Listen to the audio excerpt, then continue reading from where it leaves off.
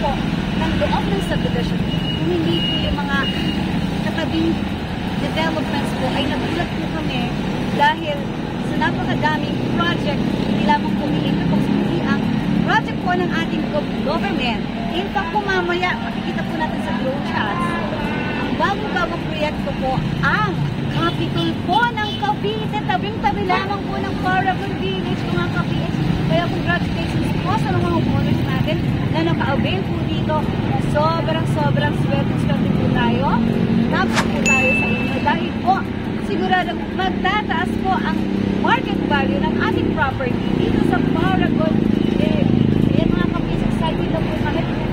Ano na nga ba? Tapos na po ba lahat ng construction ng mga units? May mga nakatira na po ba? Yan po ang abangan natin. Kaya sa mga bago po sa YouTube channel na ito, please do subscribe, like, and share, and click the bell button. Kung nandito po sa ibaba ng ating video para po ma-update po tayo at ma-notify ng mga fresh updates ng ating pong Creative Homes Project. Ano mga ka-PH? Samahan na kami sa pagsilip sa loob ng ating Paragon Village. Tara!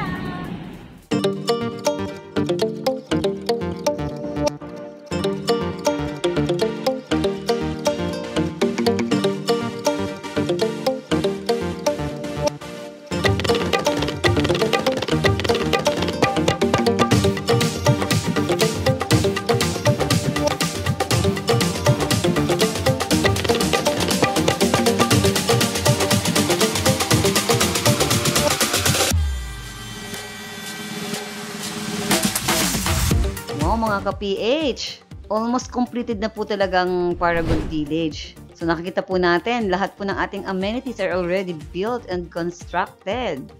So ang ibibigay po namin sa inyong update, yung mga makikita po natin na ongoing and RFO. Kasi since more than 90% na po ang completed, ito pong i-discuss natin, katulad dito sa Block 13, ito po ay non-RFOY mga ka-PH because dito po ang ating warehouse. So sa mga nasa Block 13, medyo waiting po tayo dyan dahil may warehouse pa po ang area po na yan. And then po, some portion po ng Block 62 na perimeter block, ang ibang portion po dyan ay ongoing. So ibig sabihin yung iba po ay RFO na, meron pa pong mga several units na ongoing and construction. And then, dito naman po, yung mga hindi po natin na itatayo, ito po yung Block 56, 57, 58, and Block 61 na perimeter. Ito po ay nagkaroon po ng relay outing for some reasons po.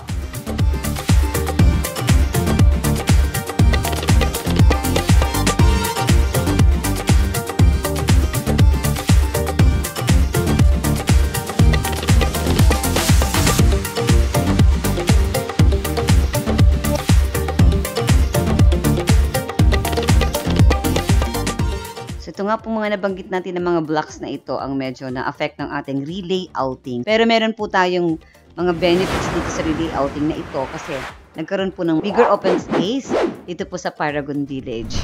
So wait na lang po natin ang relay outing itself ng mga blocks na nasabi po na nabanggit po natin. So ayan mga ka-PH, ayan napakaganda po ng ating Paragon Village. Ayan po, tanaw na tanaw natin. Just beside Paragon Village, yung binabanggit ko po kanina, nakatabing-katabi nga lang pala talaga ng Paragon Village ang ongoing construction ng provincial capital ng Cavite. Ayan, napakalaki po. State-of-the-art building po na magsisilbing provincial capital just beside. So, ibig sabihin po talagang tataas po ang market value po dito. Ayan po, congratulations po sa ating mga homeowners. Nabalita po namin ay nasa more or less 30% na po ang nakaka-move in at ang iba naman po ay on process naman ang mga rent-to-own or pag-ibig housing application. At sa mga hindi pa po tinatawagan, make sure po na ipe-prepare na po natin ang ating mga documents. You may watch this episode po sa makikita niyo pong link dito sa screen or dito po below the description box or within the description box, yung isang pong link ng ating one of the episodes po ni Pinoy Homes na makakatulong po para maging guide po natin in securing or in complying the requirements po na related po sa ating pag-ibig housing loan application. Please do watch that guys kasi marami po tayong matututunan doon kasi akala natin ito lang yung list ng requirements pero hindi po natin alam na may mga underlying problems or underlying circumstances kaya po nagko-cause ng delay ng mga compliance po natin. So, wag na po nating antayin.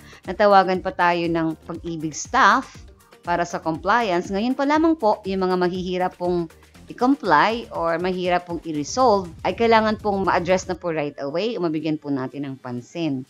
Para po kapag tayo ay tinawagan, 3 to 4 months lang po, ay maa-approve na po tayo ng Pag-ibig or makaka-move in po tayo in those period.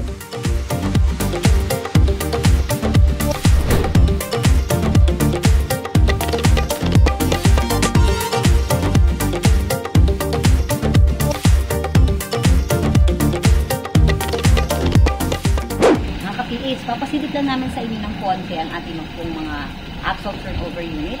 Yan nga po natin. So ngayon po mga ka-PH, dahil po ito ay, hindi po ito actually nagto-turnover itong area na ito, bagong constructed po ang mga units. So medyo messy ng kaunti pa sa ngayon, pero tingnan po natin, ano bang meron po dito. So makikita po natin na ang laki po ng ating mga main road, at saka meron din po tayong walk path or gutters. Ayan po, walk path or gutters. At makikita din po natin dito ang mga metro ng ating tubig. Ayan po dito sa labas. Ito po sa ating boundary ng ating property. Ka-PH, pakita lang po natin ang constructed na multipurpose hall ng ating pong Paragon Village. Ayan, kung makikita natin sa left side. Ayan, finish na po yan, constructed na. Pwede natin gawing alternative venue for our celebration ng mga birthdays, weddings, binyag, at kung ano-ano pa. Ito po multipurpose hall po na ito. Yung naman po makikita natin doon, yung ating entrance gate, yung pinagbulan po natin kanina. So, ayan po, tanaw na tanaw po natin ang ating highway, ang Governor's Drive. Yun po yung provincial highway dito po sa Cavite. So, tapat lang din po tayo ng sa mga prestigious na developer. Napakaganda po ng project po na ito. Ayan po, okay na rin po ang ating basketball court. Yung pakakita po natin, ang dami pong naglalaro ng mga homeowners para sa outdoor activity naman po natin ang ating basketball court. Yan mga ka-PH, nakita na po natin ang buong development status ng ating Paragon Village. Actually, sold out na po. Napakabilis pong ma-sold out itong project po na ito. In fact, marami na rin po tayong nakaka-move in. Siguro mga nasa 30% na po ang nakaka-move in dito. Sa mga nagnanais po maka-avail pa rin dito. Kasi sometimes po may mga na-open po tayo mga units. You may directly message your trusted Pinoy home sellers and brokers. At sa mga hindi pa po nakakapag-subscribe at bago po sa channel like ko, you may subscribe, like and share this YouTube channel po at click the bell button. Makikita po natin below this video para mas ma-update po tayo ng mga kaganapan, latest development updates ng project po tayo ng Paragon Village. Please do also follow our Pinoy Homes Facebook page na makikita niyo po sa screen na ito. This is your Pinay broker from Pinoy Homes. Your dreams plus our help equals your home and success.